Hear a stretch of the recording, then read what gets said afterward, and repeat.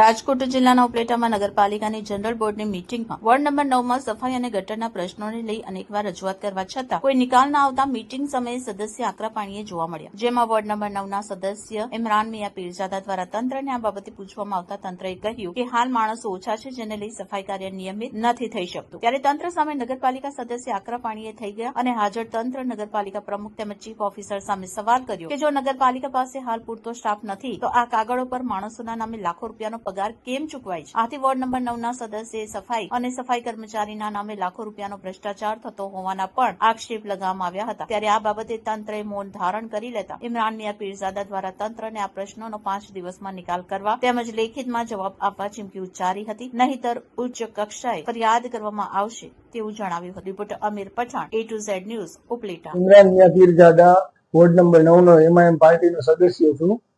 કાલે 30/4/2026 રોજ જનરલ જે બોર્ડ રચાણું હતું નગરપાલિકાનો, તેમાં મારા અમુક સવાલો હતા જેના તંત્ર મને માહિતી આપી નથી રહ્યું. વોર્ડ નંબર 9માં છેલ્લા ઘણા સમયથી, છેલ્લા 1 વર્ષથી સફાઈના ધાંધિયા ચાલી રહ્યા છે અને માણસો, કર્મચારીઓ દ્વારા એક જ જવાબ આપવામાં આવે છે કે માણસો નથી, માણસો નથી. સેનિટેશન ઇન્સ્પેક્ટરને વાત કરીએ તો માણસો નથી, ચીફ ઓફિસરને કહો, ચીફ ઓફિસરને વાત કરીએ છીએ તો માણસો નથી, એક જ જવાબ મળી રહ્યો છે. તો મેં છેલ્લે 1.5 મહિના પહેલા ચીફ ઓફિસર સાહેબને રજૂઆત કરી અને લેખિત અરજી માંગી હતી કે ભાઈ વોર્ડ નંબર 9માં તમે કેટલા માણસો ફાળવો છો, ઉપલેટા નગરપાલિકા પાસે ટોટલ કેટલા સફાઈ કામદારો છો, તેમાંથી અલગ અલગ વોર્ડમાં કેટલા કર્મચારીઓને તમે ફાળવો છો અને કયા વોર્ડમાં કેટલા કર્મચારીઓ, કેટલી મહિલાઓ, કેટલા જેન્ટ્સ હોય છે અને છેલ્લા 3 મહિનાનું મને હાજરી પત્રક આપો.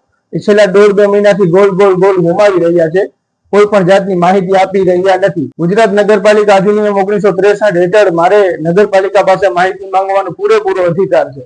તો એક જનતાના પ્રતિનિધિ તરીકે જો હું માહિતી માંગુ તો નગરપાલિકાએ મને માહિતી આપવી પડે, તો માહિતી કેમ છુપાવવામાં આવે છે?